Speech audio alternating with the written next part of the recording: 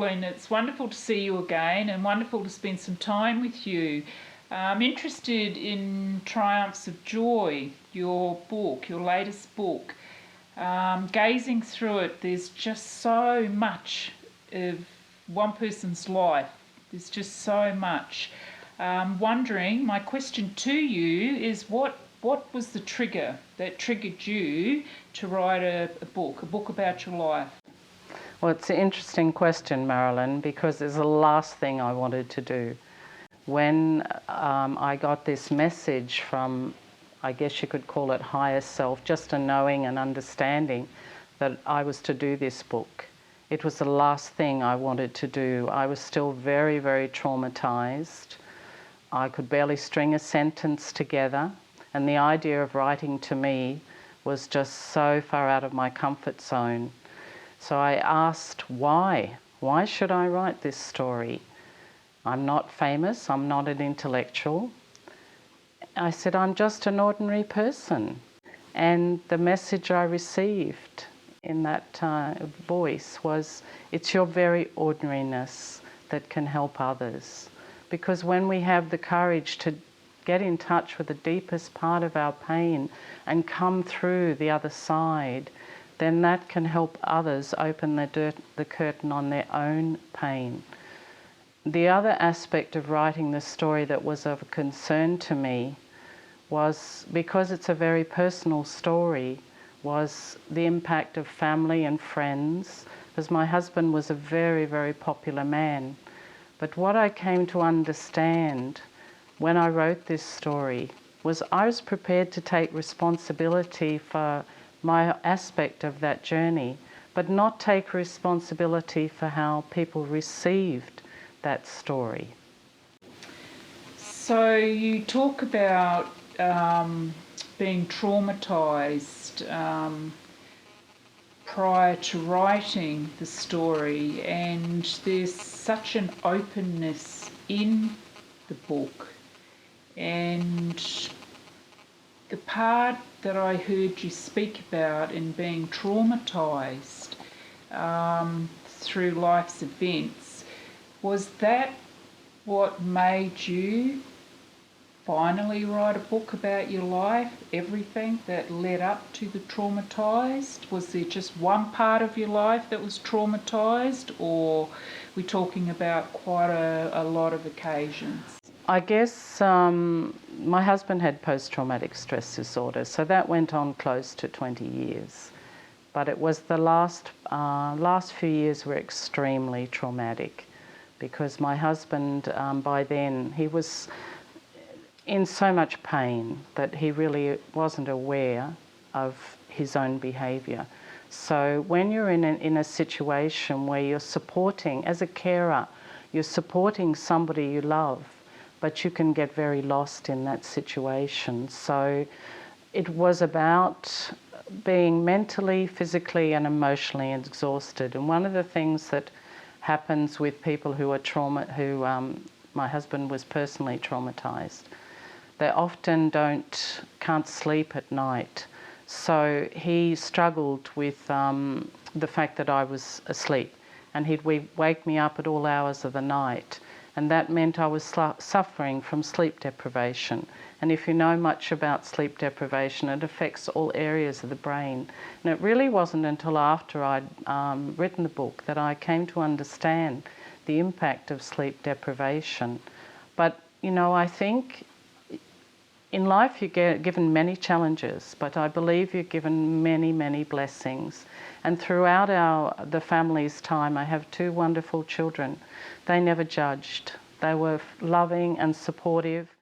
Yeah, just radiating so much love and joy, you know. It's like I want to know a little bit more about, you know, the end of the book. Yeah, the transformation. You know, the transformation, Yep. you know, all the pain that you went through and the challenges, and you rose above them, and to get to this place today, which is also included in the book, the people that came along the path. And so if you can share a bit of that with me, that would be great. The second part of the book is called The Kiss of the Butterfly. And Butterfly is all about transformation. And butterfly is often seen as a symbol of the soul. I spoke before about having the courage to get in touch with your pain. Well, I took responsibility for the part that I played in my journey because I chose to support my husband. So once I took the responsibility, the healing began. And I found that on the journey, many people came to help me. It was a Native American shaman. And he explained to me that the beautiful creatures that I saw on a daily basis were bringing messages to me. And I spoke before about the pelican and how pelican represents rising above life's trials. So I came to a deeper awareness of life. And one of the things that I did was I remembered myself as a child. I was a very joyous, happy child who lived in a place of great beauty with very tall trees, the mountain ash. And I believe those trees instilled in me a strength and an energy, a connection with all that is, the earth. And I wanted, part of my journey was to return to that place of joy that I experienced as a child.